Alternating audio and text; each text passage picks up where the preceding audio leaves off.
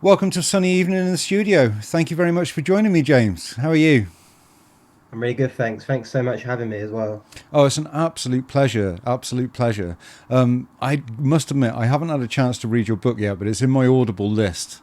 That's all Because right. when I found out what the book was about, I was like, oh my God, that's so my kind of story. Because it's a real life story about somebody who's had their own mental health struggles and triumphed through the other side of it and now wants to share with other people, which I just think is so commendable and so amazing. So, with that in mind, do you want to tell everybody a little bit about your background and introduce yourself and maybe what brought you on to doing the book, please? Yeah, sure. I'm 33 years old from Watford. Live here with my partner in our flat, and I work full time in the marketing team for a mental health charity called Hertfordshire Mind Network. It's one of the many local minds across the country. And yeah, I'm also a newly published author, which I'm still getting used to saying out loud, to be honest. And it's a mental illness memoir about my experiences with psychosis, which I'll talk about a bit more later. But yeah, it's such a hard experience. It kind of made me want to share it and like raise awareness and reduce stigma and all that, all those good things, trying to help people. Yeah, it's a topic that doesn't really get spoken about very much, is it? It's still quite a bit of a taboo, even in, considering that in recent years, mental health has become an awful lot more in the public sphere and the awareness of it has grown so much, but you still don't really hear people talking about schizophrenia specifically. To go back a few years, we didn't even have terms like borderline personality disorder or bipolar. Everything was grouped under that heading of schizophrenia. And I think it's Yeah. progressed an awful lot, but the public understanding of it hasn't, if that makes Mm. sense. Yeah, my sort of dream at the moment is these awareness days and weeks we have.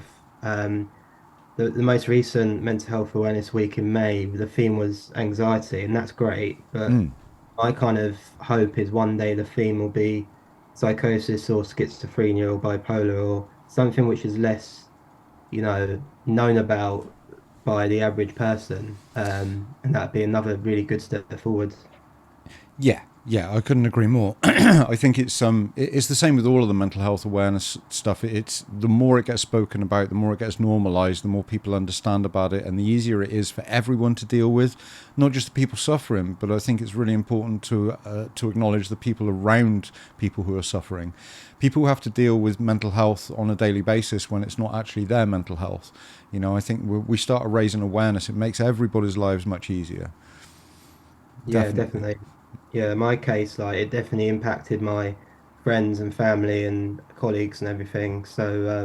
Yeah, it's as much about kind of doing it for individuals as well as people impacted. Absolutely, absolutely. So, something that sort of struck me about reading the sort of the passage on the back of your book was very much you'd had a struggle with it, and it was something that had been going on for years, and you didn't really realize. And I think that's something that an awful lot of people can probably identify with as well. Do you want to tell me a little bit about that, please? Yeah, I think I always had anxiety since a fairly early age, probably since I was a teenager, and I never really acknowledged it. I always just thought I was an over worrier. I worry too much, like more than the average person. I think it might have been a male thing as well that I didn't want to admit to it, and I just kind of wanted to carry on and overcome it myself.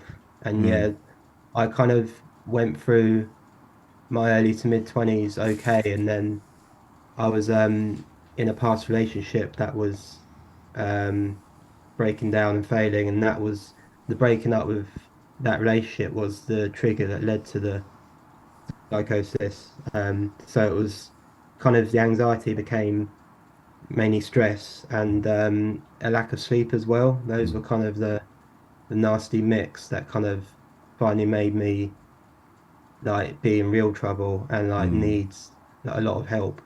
Yeah, no, that sounds like quite a horrible place to go to, and unfortunately, one that an awful lot of people tend to suffer with.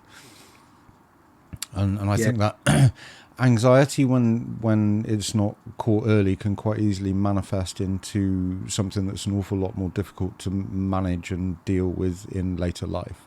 And I think your journey is a really good highlight of that.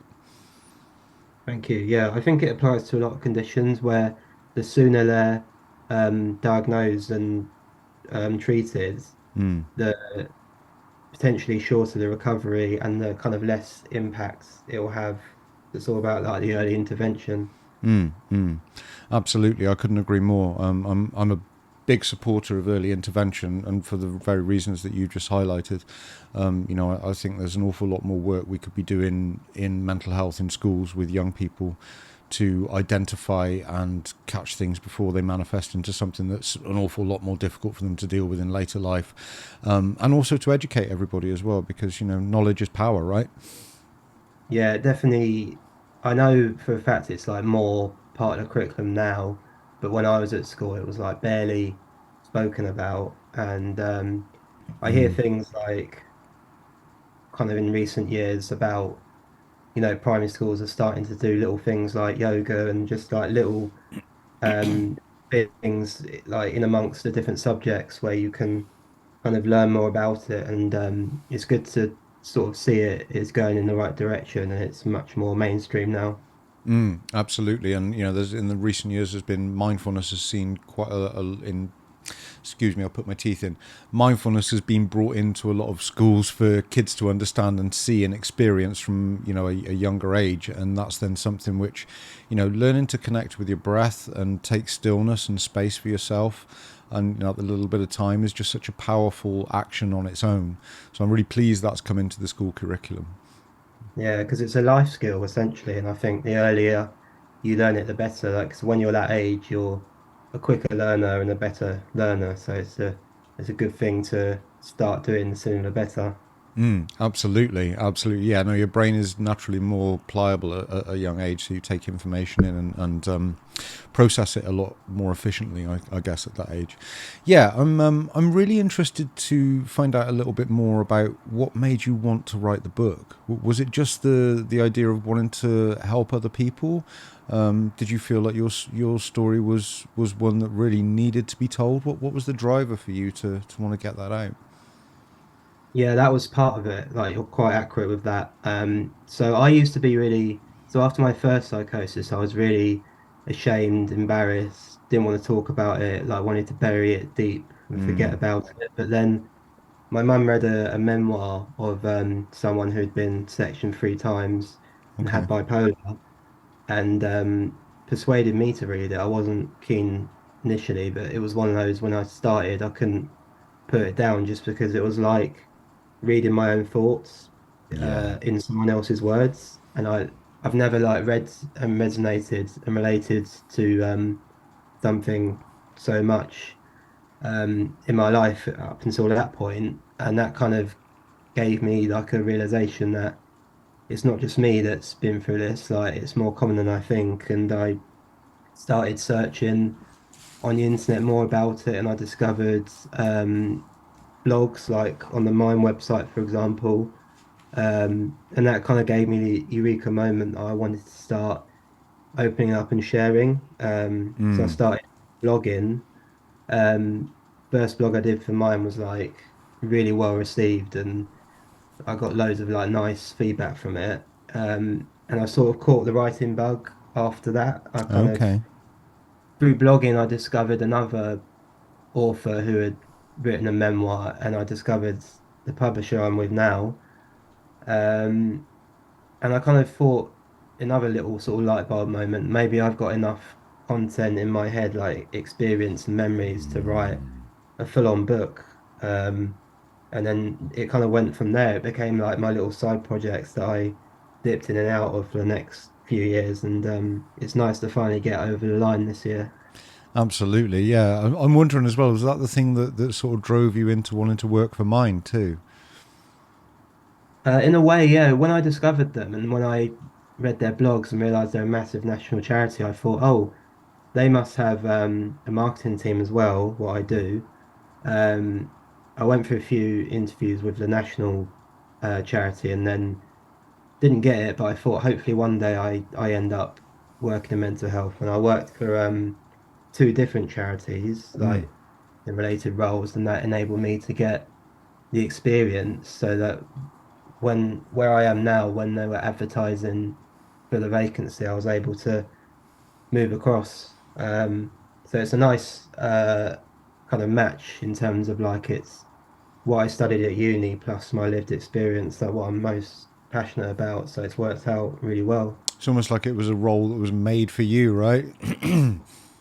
Yeah, it feels like that in a way. Mm, It's definitely what I had in mind for myself, kind of when I started coming out of the recovery and started speaking about it more. mm, It took a few years, but it's good to finally be here. absolutely, absolutely. It's a great feeling when you get to that destination, right? Yeah, yeah. I mean, because I spent so much of my career like in jobs looking back now, I didn't enjoy, and I should have tried to get out of them sooner. So when you do finally reach that point and you sort of find your niche, it's so worth it because I know I'm going to be working for the next 30, 40 years or whatever. So you might as well make your career something you enjoy and you're passionate about. Because you spend like the majority of your life doing it, so it's you make the most of it if Exactly possible. that. Exactly that. Yeah. Wow. It's quite a thing to dream about something and then sort of realize you can do it and then actually get to do it. You know, I had a similar kind of experience when I was training to be a counselor and then open my counseling practice. You know, you kind of get there and you open your practice and get your first client and you're like, wow, this is cool. You know, so this is actually everything I thought was going to be and then more. So yeah, no, I'm really pleased that you've got that. I'm really, really pleased that you've got that. Yeah, Yeah, I was going to ask you as well.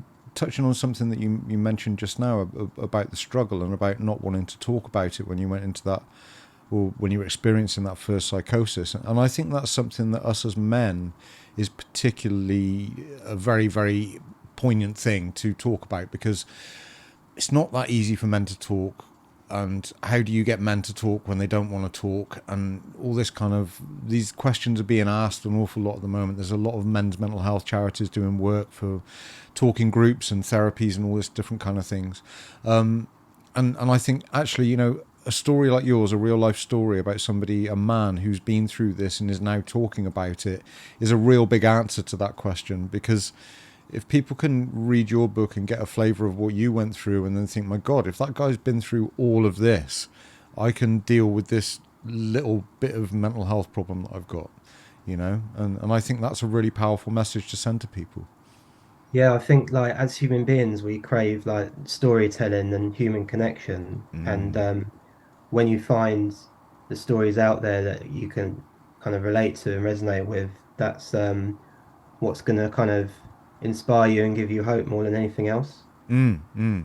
Yeah, absolutely, absolutely. What's the reaction to your book been like? I mean, it's got 5 stars on Amazon. You can't really sort of Yeah.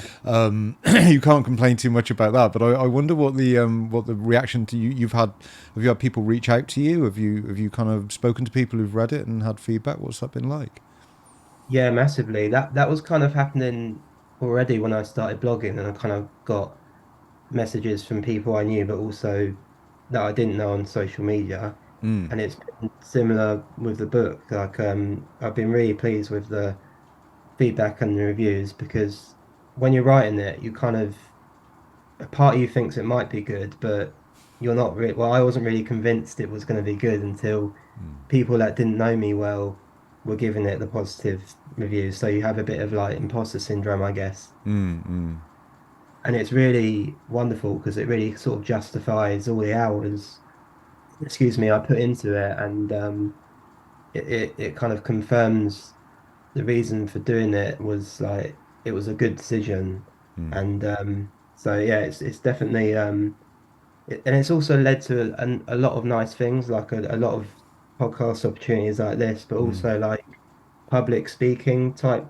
stuff. So that's kind of part of my role in my job anyway. But instead of talking about the charity, I'm sort of talking about my story. Up in front of a bunch of people, which is it's daunting and stuff, but because it's like something it's cause, I'm so like determined and passionate about, it kind of Mm, motivates me. And then when I do one, I always get like a really euphoric feeling, like mm.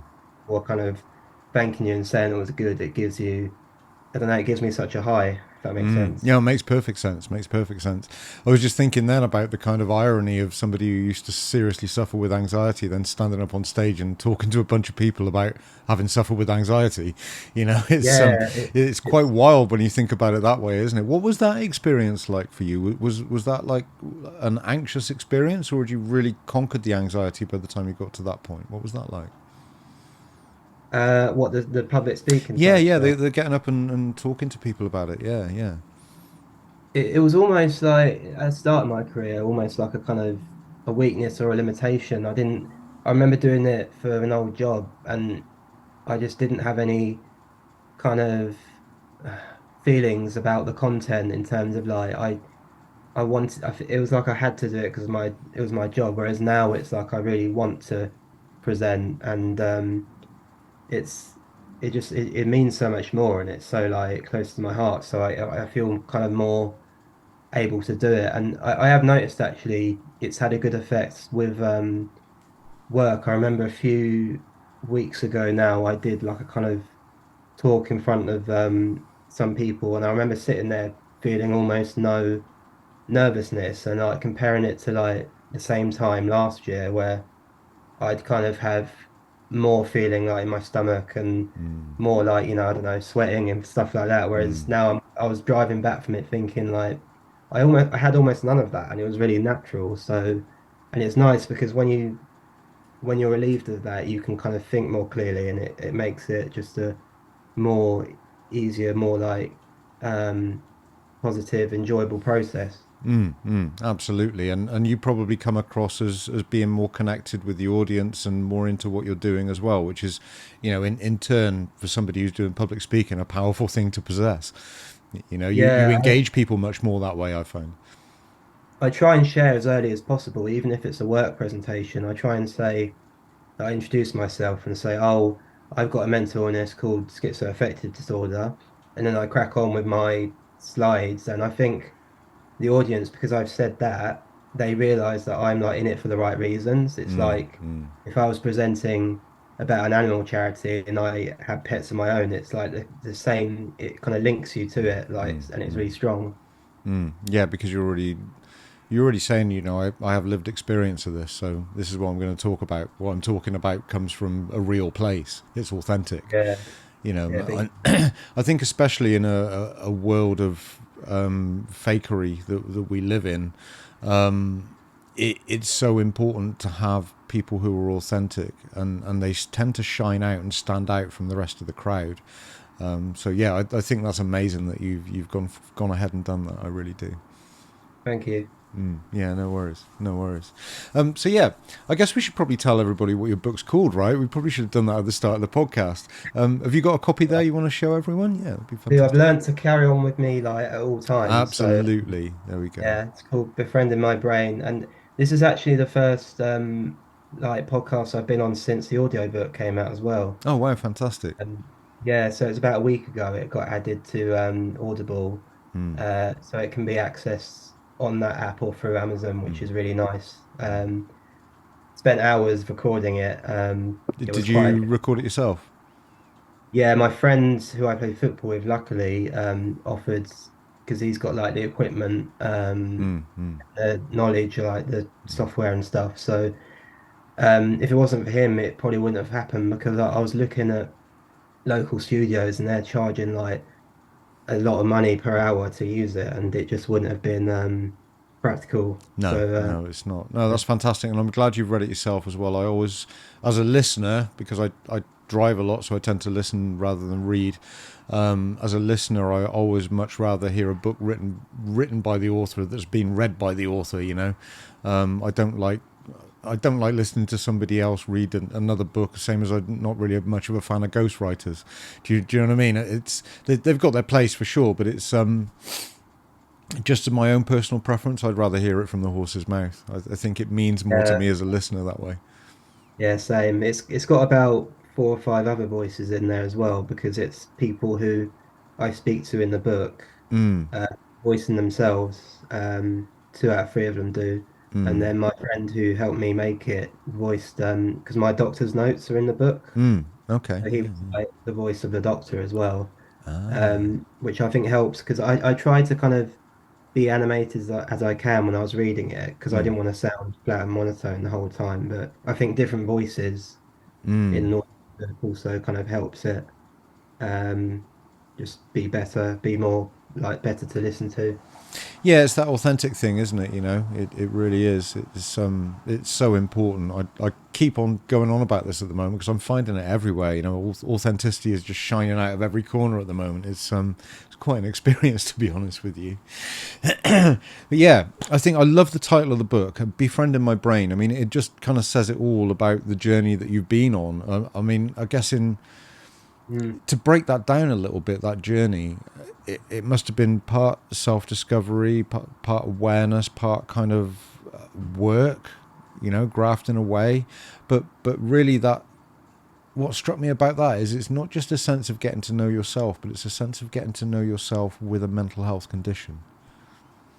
You Yeah, know. because before it was like me against my brain, against the mental illness. I thought it was something I had to overcome and a battle I had to win. And then Mm, I realized it's part of me, and if I treat it as my friend, as my ally, mm, that's kind of the best I can make of the situation. Like sort of mm, learn from it, try and use it to my advantage if that's even possible. But that felt like the right mindset to have mm, rather than oh, I've got this condition that limits me, like, and I feel really sorry for myself and really kind of annoyed that it's happened to me. It's definitely it's almost like freed me up a bit. It's kind of mm, mm. makes me feel at peace with it. Mm, absolutely, yeah. I think there is a real power in that, isn't there? You know, in almost kind of there's there's a lot of energy that we can put into our minds in that gets tied up in things that are not necessarily useful to us. And I think you could probably think about, you know, a lot of mental health problems as being thought related in that way. Unhelpful thoughts a lot of the time. This is something that I work with as a counsellor, an awful lot, unhelpful thoughts. And obviously, you know, anxiety falls into that category as well as, you know, many other mental health conditions as well.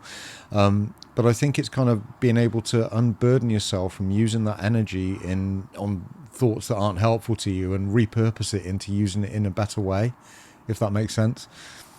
Yeah, I feel like I could have a whole separate chat with you about your counselling because one of the things that helped me in recent years was doing CBT Mm, through the NHS. And before I did that, I was very kind of self-critical and I didn't have much self-compassion and wasn't kind to myself. And yeah. I would sort of avoid stress rather than trying to be resilient to it and things like that. So it taught me so many like good lessons, which alongside the medication, Mm, um, is what kind of got me back to myself, like before mm, the saga kind of started, almost like a better version of myself, I always say. absolutely, absolutely. So, what's your situation with medication now? Are you on long-term medication, or have you been through a process of being on medication and then not? What's the outcome of that for you? Yeah, I was actually so when I was sectioned, I was put on a lot of medication and different types, and Mm, then that even when I came out of the ward, it was very sedating, and I had a hard time with it for a long time. mm, I should have kind of raised it sooner with the doctor. It wasn't right for me than I did. And then I did a really silly mistake, which is one of the lessons in the book, is I stopped taking the medication like without telling anyone. okay. Uh, I had a period in 2018 when I was doing quite well. It kind of coincided with the whole blog writing. I was off medication and I thought I didn't need it and I could do without it. And I've sort of fast forward to end of that year and end of the year after I had sort of a little blip and then I had a relapse at the end of 2019. Mm, Um, so I did go back on medication and I got put on a different one, which was like less sedating. and still effective in terms of like calming my racing thoughts and allowing me to sleep. Um, and yeah, I've been on my current medication since 2019, and then it went up and down during the relapse, but I'm still on the same one. I've been on the same dosage, I want to say maybe a couple of years now or so. Okay. Uh, Yeah. Yeah. it's a antipsychotic called quetiapine, and it works for me, and I'm lucky. I much prefer myself on it. Like if I forget to take it, I won't. It'll take me forever to get to sleep, and I wouldn't be able to live my life in terms of having a full-time job and stuff if I wasn't on it, I think. So it's best just to stay on it and try and stay healthy. That's really good to hear a positive story about medication, because I think medication gets quite a bad rap sometimes. Actually, the Um, same as CBT can get quite a bad rap sometimes as well. Excuse me. And I'm by no means do I think CBT is a one-stop fix-all, but it really is so useful at reprogramming your brain. It's something that I use an awful lot in my own personal private therapy, and it's brilliant for getting rid of behaviors or thought patterns that aren't useful or are causing you some sort of bother in some way. It's really brilliant at kind of getting in there and breaking down the process of the thoughts and going, right, I'll take that out, that out, that out, and then put it back together and off we go again. And I think, it's brilliant to hear somebody say, A, I'm on medication and it's really working for me and it's changed my life for the better. And B, I've had CBT and it's changed my life for the better. I think it's a great story to be able to tell. Really, really powerful.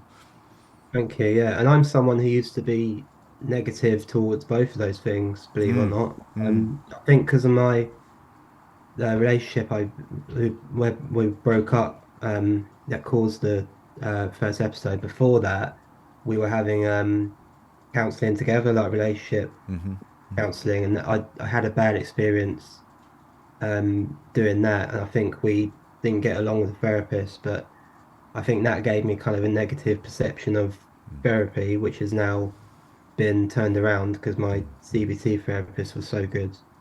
Um, and yeah, similarly on medication, I had mixed experiences, and now I've had a really positive one. So I'm sort of like an advocate for it, really. I think it can help a lot of people, and it's a shame that some people don't have a good opinion of it. I suppose it's your experiences really won't give you that opinion, or you might hear from someone else. And I mean, I've heard mixed views on CBT, particularly being a counsellor and being a therapist. I mean, I think what the NHS kind of did was roll it out as we can kind of use this for pretty much everything, and then it was quite quickly realised that it's really good for some things and not so good for others, and then they kind of backtracked on that. But the public perception, if you like, or the professional perception in around other people was very much that CBT was only really useful as sort of like an end of therapy thing for like changing behaviors and things like that, which I must admit is how I tend to use it. But I have also used it for people who come in and just want to work on solution focused issues, who just want to work on one specific thing. And then you can go through a program of CBT and work on that one specific thing with somebody. And it's a very different style of counselling to sort of somebody coming in and spilling out their whole life and you piecing things together and working it all out together. And it really has its place for me, and I find it very powerful. So like I said, I'm really pleased to hear that you've had a positive experience with that. thank Definitely. you. Yeah, there's lots of different types of therapies now. I find like a lot of them I don't even know what they are, but it's good to sort of know there's different types to suit because there's so many conditions out there. It makes sense. There's so many different therapies available. Yeah, absolutely. I mean, myself, I'm an integrative counsellor and creative therapist, so I probably work a little bit differently to most talking counsellors, because I bring a sense of creativity into the room. And that's not necessarily to mean to say that, if you come in and see me as a client, we're going to get the clay or the pens and the paint out or any of that. It's more about an approach and a willingness to be in the moment with the client and where the client wants to go. So for me, I love working in that way. But then because I'm integrative, I'm able to bring in things like transactional analysis or TA or Jungian theory, or do you know what I mean? It depends on what each client's needs are as to how I might be inspired to work with them. So yeah, you're right. There's so many different types of therapy, and I feel like I could probably spend the rest of my life studying therapy and still not learn them all.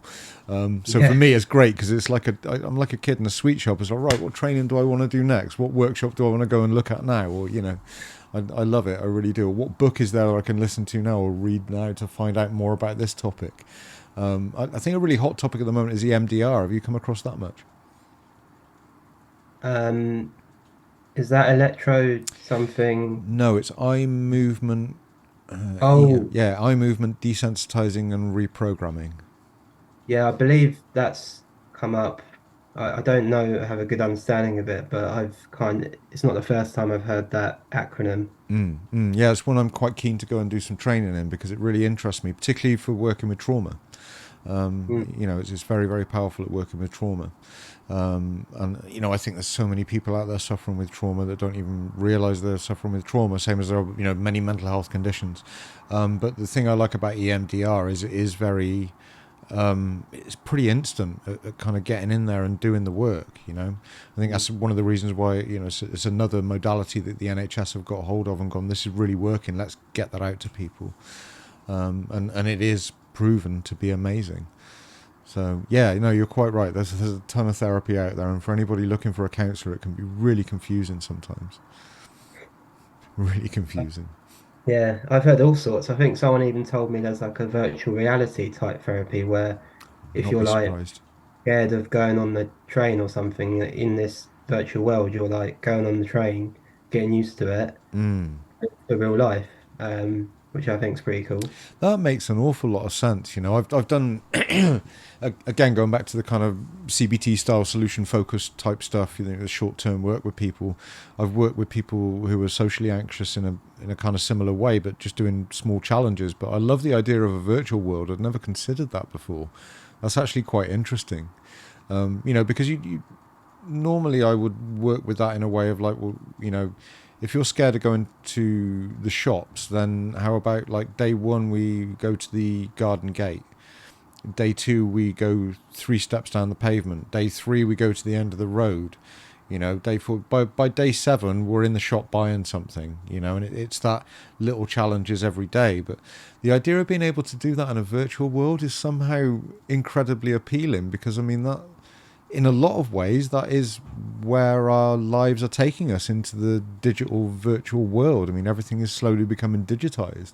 So, yeah, it kind of makes sense that therapy would take a branch out into there as well. That's brilliant. I'm going to do some research on that later because I want to find out more about that topic. Thank you for bringing that to me. That's really good. I at the same time I have to look at ED. I can't remember EMDR. EMDR. EMDR. Yeah, Yeah. absolutely.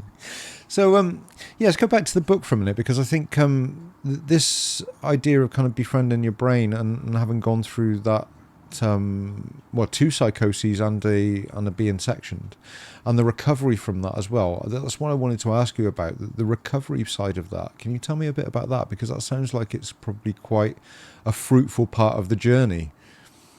Yeah, very long recovery. I think I underestimated both times how long it'd take to recover.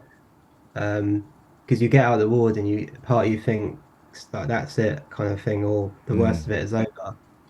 Um, After the first one, I tried to go back to work and I had a phase return, but ultimately I couldn't do the job under sedation, and also found the commute to London very horrible. And I was let go in a form of redundancy, which was a kind of blessing in disguise, because it wasn't for me anyway.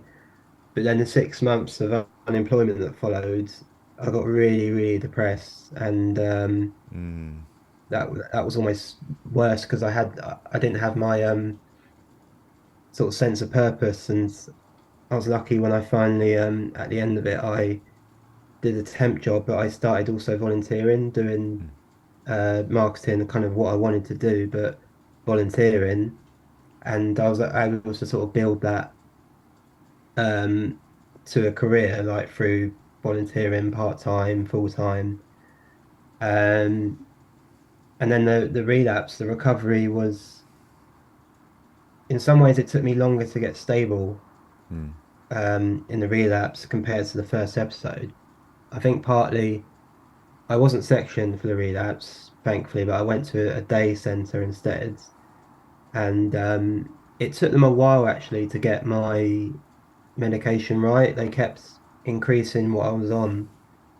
Um, and I think they were going to try something new, but then when I got to the very highest dose of what I'm on now was when I stabilized, and then I slowly Mm. got on a less dose, and I was stable. But I don't know. It's yeah, it's very it was frustrating because the relapse also becoming stable from that coincided with the first lockdown. Mm. So I was off Mm. work for being ill, and then I was off work for a mixture of being ill, and we couldn't God. Yeah. get back to the office anyway. And yeah, it was a really long time to get back. And I think when you're in the zone as well, you kind of you want to bounce back and get back to yourself as quickly as possible. And for me, it was hard to accept that it was going to take time. I was very impatient, and Mm. Mm. you have to have baby steps rather than a big step because if you don't do it the baby step way, the chances of relapse are a bit higher. So you kind of have to, as frustrating as it is, slowly sort of ease yourself back into it. Mm. Mm. Absolutely. Absolutely. That sounds like such a journey, and the timing of everything as well. I mean, God, COVID lockdowns were bad enough, but kind of going into that with all of that happening previously. So, what was the kind of time frame with the first Psychosis? Was that pre-COVID, and then the second one was after? Yeah, the first one was 2016, Mm. Mm. um, and the second one was end of 2019. Mm. So Mm. Just as COVID we was were about to, just yeah, as a we were few about to months. get locked down. Yeah. Yeah, Wow. God. Seems so weird looking back at that time now, doesn't it?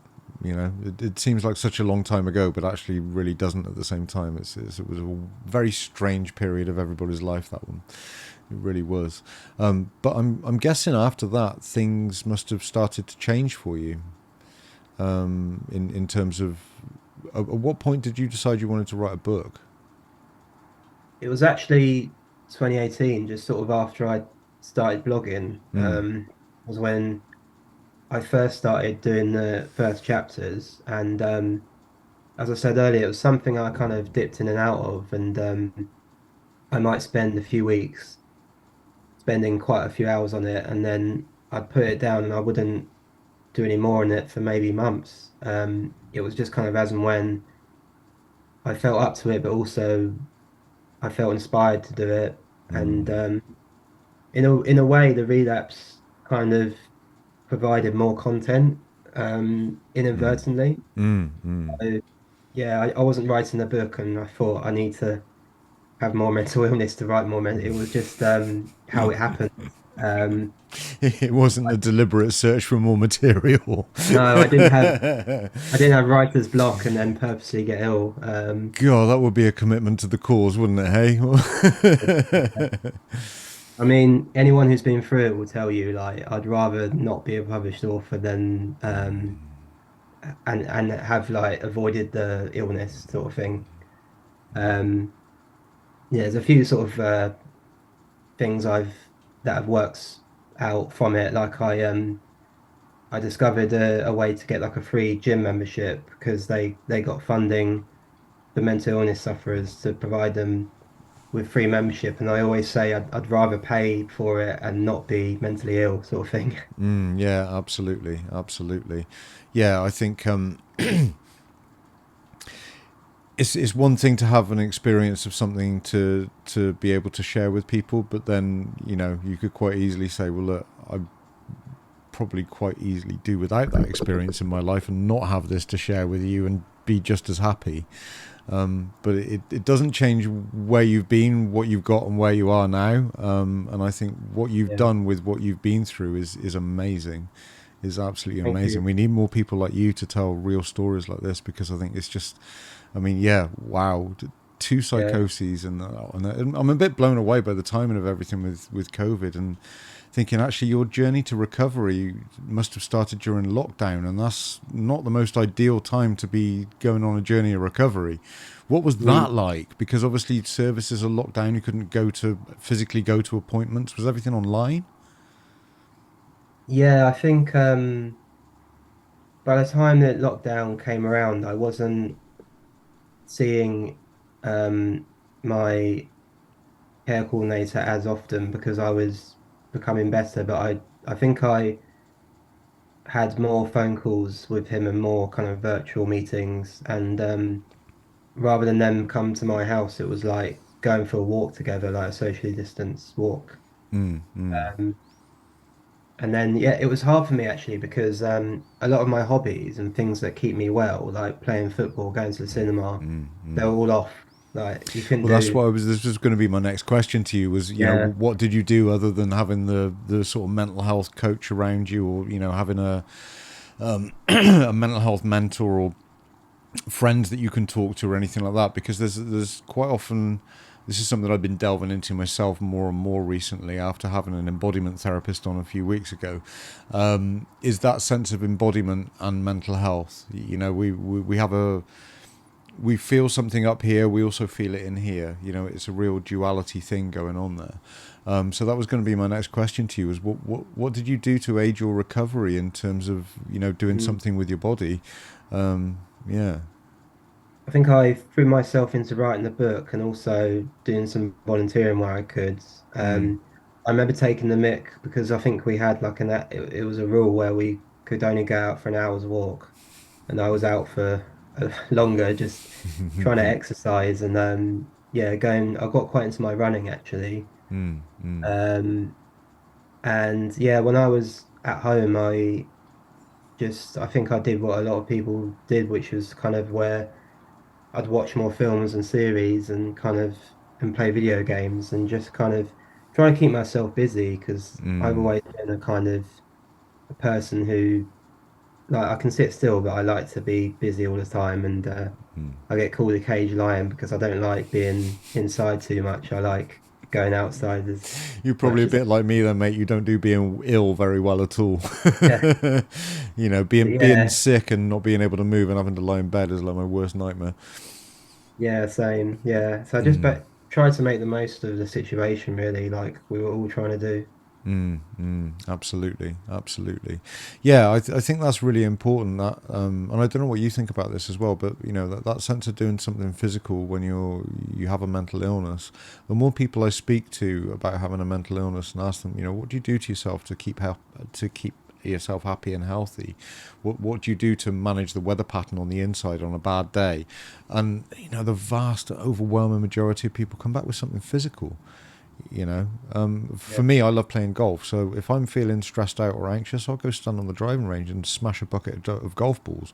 And I won't try and hit sweet shots either. I'm going at it like I'm trying to lamp them down the right, and I'm putting all my Yeah. body and doing all the things you should never do with a golf club and putting all my body weight behind it and, all the rest of it. And it doesn't have the desired effect. The balls don't go in the right direction, but I come away from there feeling amazing because I've just slogged all that stress out of my body. So Yeah. yeah, I think that sense of doing something physical is really, really important. Yeah, definitely. I have a similar kind of experience when if I'm stressed or angry, if I go and play football, I think I run a lot and because I'm like kicking the ball as hard as I can, it's like a nice release. And unfortunately at the moment I've got a bit of a knee injury, so I'm not really playing as much, but I'm trying to find other things I can do. Like I'm doing a lot of swimming at the moment and finding that really good. Um, It's yeah, I probably good definitely, physio for your knee as well, swimming. yeah. Yeah, it's more gentle on it's a lot safer. Yeah, I rarely spend a day kind of resting. Like, well, I do have rest days, but I don't spend many days kind of just, Doing doing nothing nothing. around. Yeah. Yeah, Yeah, no, I'm the same. I'm the same. necessary. Yeah, yeah, literally as much sleep as I need to get, and then the rest of the day should be filled up with things I want to do because I like to be busy as well. I'm exactly the same, and I think that probably comes from having had my own mental health struggles as well when I was younger. I've struggled with anxiety and depression, been socially anxious at times. Figured out when I was in my early 40s that I've had ADHD all my life and didn't even realize. Wow. And I think, yeah, actually, that's a big part of it for me is my brain needs to be occupied all the time because a bored brain for me is a dangerous thing. You don't want me Yeah. to be bored because I'll end up hyper focusing into something that, is probably not the best use spent of my time, like an entire TV series in one day. I don't need to do that. There's a million other things I could be doing which would be far more useful. And I think actually, yeah, that's probably something that I can associate with out of what you've said there is, I like to be busy all the time as well. And I think that's quite a good thing. Other than doom scrolling on your phone or, sitting, it's that unhealthy addiction thing is the road of where I'm going down. You get stuck in something that's not that healthy for you. When you could be, I could be out exercising, or I could be reading a book, or I could be, doing any other number of million and one things I've got on my to-do list.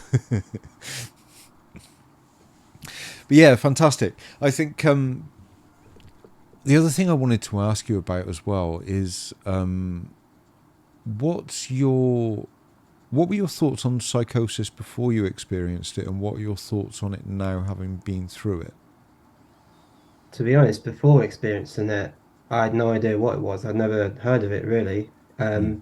I had a very different perception of mental illness back when I was younger. Mm. So when I was at school, I read the book One Flew Over the Cuckoo's Nest and watched the film. And I feel bad for saying that, but it was like mentally ill people are different types of people who were like in these places where they were um, I can't even articulate it, like just this sort of like, and I think it's the media back then didn't help, Mm. like Mm. people getting taken away in straitjackets and all that perception that you don't want it to be now because it's so far from how it is. Mm. Um, but one thing that my experience has been is a big learning experience, like a not just a learning curve for myself, but then working in mental health, like I'm learning a lot more about all these different conditions and Mm.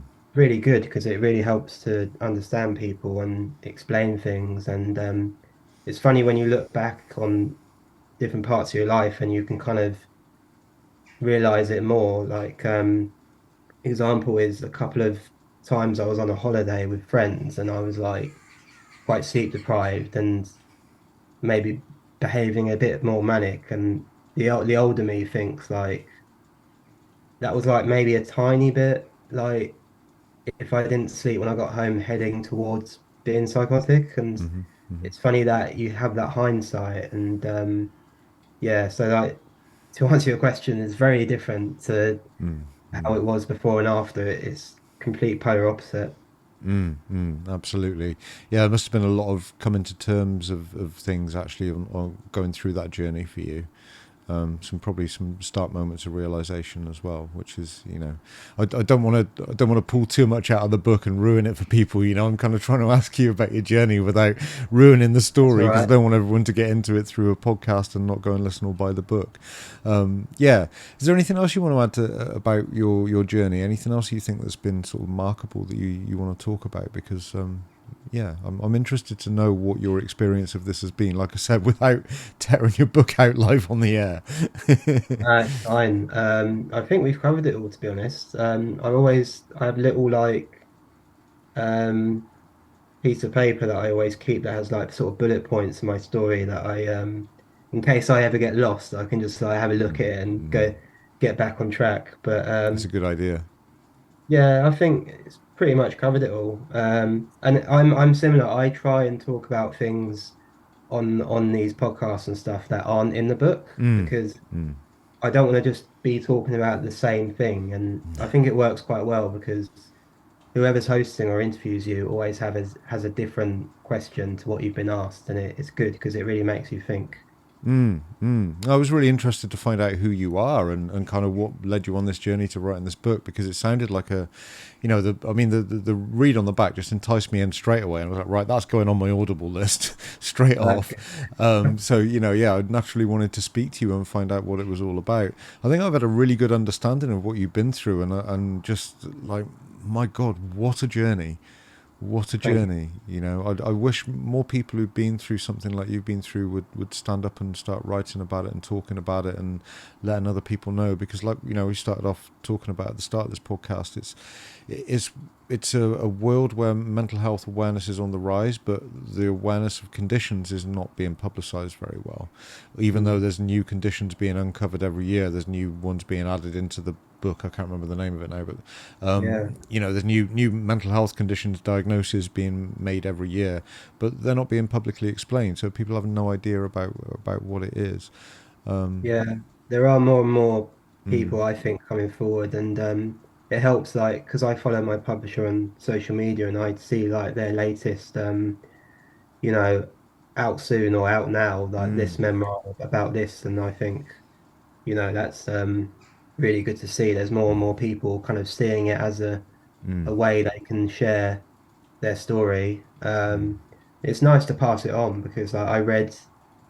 Before I got published, I was reading memoirs and feeling a lot better about everything. And so to be able to give someone else that feeling from reading my book is like really good, and it's what it's all about. So yeah, hopefully it kind of carries on the trend of just inspiring more and more.